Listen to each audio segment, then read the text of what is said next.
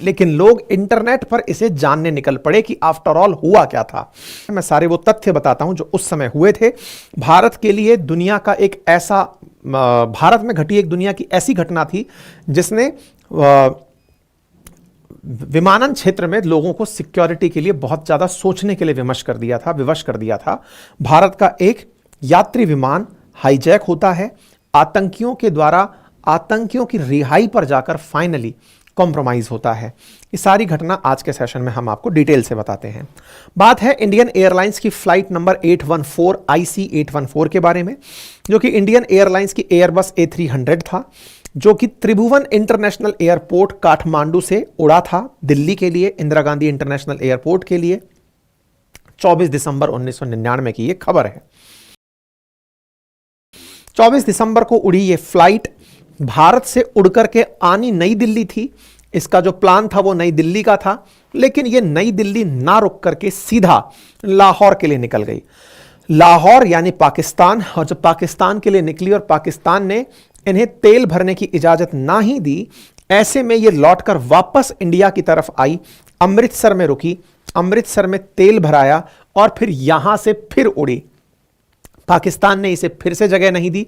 यह रात को पहुंचती है अफगानिस्तान के काबुल, और काबुल जब पहुंचती है तो वहां पर लाइट की कमी के चलते, तब अफगानिस्तान तालिबान के कब्जे में हुआ करता था, रात का समय था, उतरने के लिए जो एयरपोर्ट था वहां पर लाइट्स दिखाई नहीं दे रही थी, ये उतर नहीं पाए।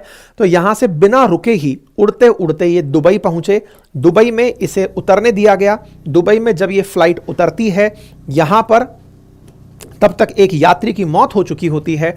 दुबई में इसको उतार करके इसमें से कुछ महिलाओं और उस शव को, जो कि यात्री का एक शव था जो वहां पर यात्रा के दौरान जिसने प्राण गंवा दिए थे, उनको उतार करके यहां पर वापस छोड़ा जाता है और यहां से वापस दुबई स्टे करके यहां से तेल लेकर ये वापस उड़ती है और अफगानिस्तान के कंधार जाती है। बाद में ये कंधार में रुककर अपने लिए जो मांगती है कि हमें क्या क्या चाहिए, क्या क्या हमें फिरौती चाहिए, कौन से आतंकी हमें रिहा करने हैं, इन सभी चीज़ों को लेकर के यहाँ पर बहस होती है। ठीक है, तो फिलहाल के लिए आज के सेशन में इस पूरी घटना को आपके सामने रख रहे हैं। क्या क्या घटनाएं घटी, क्या क्या हुआ, वो सारी बातें दिसंबर 24, 1999 से जुड़ी हुई हैं। जो मैंने आपको अभी जानकारी ब्रीफ में दी वो काठमांडू नेपाल से है। नई दिल्ली से होते हुए ये जो विमान है ये आ रहा था, नई दिल्ली आना था। इसमें 176 यात्री क्रू सवार थे, लेकिन हाईजैकर्स ने इसे लाहौर एयरपोर्ट मुड़ने की कहा और भारत की तरफ से लाहौर से कहा गया, पाकिस्तान से कहा गया कि आप उन्हें वहां उतरने दें, अदरवाइज तेल के अभाव में वो हवाई जहाज हवा में ही फट जाएगा। लेकिन पाकिस्तान ने इसलिए नहीं उतरने दिया कि बाद में आप ये आरोप लगाओगे कि हमने ये हाईजैक करवाया है। ऐसा नहीं है, वास्तविकता में पाकिस्तान ही था, लेकिन पब्लिक के सामने वो इस इमेज से बचना चाहता था, इसलिए पाकिस्तान ने उसे अपने यहाँ नहीं उतरने दिया।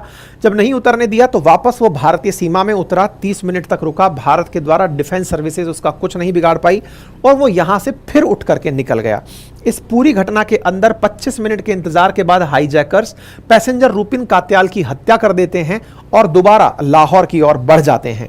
भारत ने पाकिस्तान अथॉरिटी को एयरक्राफ्ट की लैंडिंग की मंजूरी देने के लिए कहा। पाकिस्तानी कमांडोज से घिरे लाहौर एयरपोर्ट को सील कर दिया गया और प्लेन की लैंडिंग को करवाया गया। यहां प्लेन में फिर फ्यूल डाला गया। प्लेन को यहां से उड़ाकर फिर काबुल के लिए ले जाया गया, लेकिन काबुल और कंधार में रात के वक्त लाइट का सही इंतजाम ना होते हुए इसे दुबई डाइवर्ट कर दिया गया। यानी इस बीच में इस फ्लाइट के अंदर एक यात्री मारा जा चुका था। इस फ्लाइट को जब दुबई डाइवर्ट कर दिया गया तो दुबई के अंदर 25 यात्रियों की रिहाई हुई और जो रूपिन कात्याल नाम का व्यक्ति था जिसकी हत्या इन्होंने पहले ही कर दी थी, उसे वहां पर उतार दिया गया। फिर यहां से कंधार में इस फ्लाइट को, मतलब 25 दिसंबर के दिन फिर इस फ्लाइट को उड़ाया जाता है अफगानिस्तान के लिए और ये कंधार में लैंडिंग करता है। यहां पर भारतीय अधिकारियों ने पैसेंजर्स की रिहाई के लिए हाईजैकर्स के साथ बातचीत शुरू की तो यहां पर आतंकियों ने मौलाना मसूद अजहर, जिसने जैश ए मोहम्मद की स्थापना की, मौलाना मसूद अजहर के अलावा 35 अन्य आतंकियों की रिहाई की डिमांड करी और $20 करोड़ की फिरौती मांगी। बाद में हाईजैकर्स ने फिरौती की मांग तो छोड़ दी, लेकिन 3 आतंकियों की रिहाई के ऊपर सौदा हुआ। कहने का मतलब यह था कि यह भारत का वो सबसे टफ टाइम था जिस समय पर भारत आतंकियों की मांग के सामने झुक गया। अपने यात्रियों को बचाने के लिए देश भर में उठ रही डिमांड में अटल सरकार अटल बिहारी वाजपेयी जी उस समय प्रधानमंत्री हुआ करते थे और उन्होंने आतंकियों की इस मांग के सामने भारत के विदेश मंत्री के साथ इन 3 आतंकियों को हवाई जहाज में कंधार भेजा।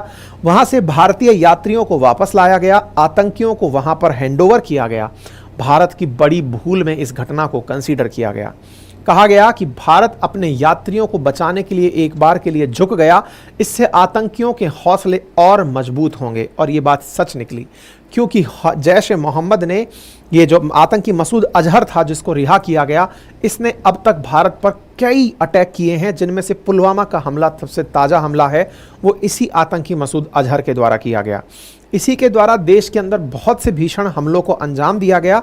ये सारे कृत्य उसी कंधार हाईजैक के दौरान इस आतंकी को छुड़ाने के बाद हुए थे। कहने का मतलब ये है कि ये वो घटना है जिसने भारतीयों को, जब जब आतंकियों की घटनाओं के बारे में सुनते हैं तो ये अपने आप को इस भाव से भर देता है कि अगर हम उस दिन अपने उन यात्रियों की हिफाजत के लिए कोई सख्त एक्शन या कार्रवाई कर देते तो संभव है कि हम आने वाले समय में एक प्रेसिडेंट साझा कर देते, लोगों को यह सोचने पर विवश कर देते कि नहीं, हम आतंकियों के सामने नहीं झुकेंगे। लेकिन तत्कालीन सरकार पर जनता का जो प्रेशर था, अपने लोगों को छुड़ाने को लेकर जो परिवारजनों की जो डिमांड हो रही थी, सरकार ऐसे में आतंकियों की मांग के सामने झुक गई और आतंकियों को अटल जी के द्वारा हवाई जहाज से भेजा गया।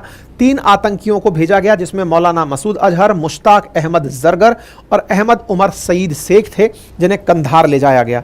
इसके बाद 31 दिसंबर को जाकर पैसेंजर्स की रिहाई होती है और यही मसूद अजहर आगे चलकर जैश ए मोहम्मद नाम से एक आतंकी संगठन बनाता है। ये मसूद अजहर है और इस पूरी कार्यवाही में उस समय अजीत डोभाल साहब भी भारत की तरफ से एक अधिकारी के रूप में इस घटना के अंदर उपस्थित थे, इन समझौता करने वाले लोगों में शामिल थे। अपहरणकर्ताओं ने जिस विमान का अपहरण किया उसको लेकर के हम वापस आए और यहाँ पर आप देख सकते हैं, यहाँ पर अहमद, ये कंधार एयरपोर्ट पर आपको दिखाई दे रहे हैं जसवंत सिंह के साथ में, यहाँ पर भारतीय यात्रियों को वापस आते हुए देख सकते हैं। और इसके बाद में भारत की इस घटना का काफ़ी ज़्यादा विरोध भी हुआ। बहुत से लोगों ने कहा कि हमें आतंकी नहीं छोड़ने चाहिए थे, क्योंकि उसके बाद ही भारत की पार्लियामेंट पर अटैक हुए, मुंबई अटैक हुआ, पुलवामा जैसे अटैक इस घटना के बाद ही हुए हैं। यही मसूद अजहर है जिसने जैश ए मोहम्मद की स्थापना की। 2001 का इंडियन पार्लियामेंट अटैक हो या मुंबई अटैक हो या फिर पुलवामा अटैक हो, ये इसी मसूद अजहर के दिमाग की उपज बताया जाता है। दूसरा व्यक्ति जो उमर सईद शेख था, इसको यूनाइटेड स्टेट्स को पाकिस्तान के द्वारा दे दिया गया, क्योंकि ये डैनियल पर्ल की हत्या के लिए जिम्मेदार पाया गया था।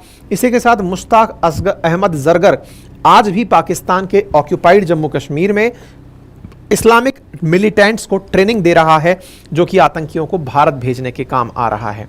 कुल मिलाकर के कंधार हाईजैक भारत के खिलाफ पाकिस्तान और आईएसआई की जो भी प्लानिंग थी उसको बताती हुई एक घटना है।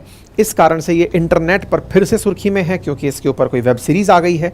ये घटना पुराने दिनों की याद दिलाती है और दिखाती है कि आतंक के सामने स्ट्रिक्टली ही पेश आया जाता है, इनके साथ शायद नेगोशिएशंस नहीं होते हैं। ये एक बड़ा सबक था। बाकी आपको क्या लगता है, अपनी राय जरूर कमेंट बॉक्स में रखें। आज के लिए इतना ही, अपना ख्याल रखें और बाकी कोई भी क्वेरी अथवा कमेंट हो तो ज़रूर बताएं।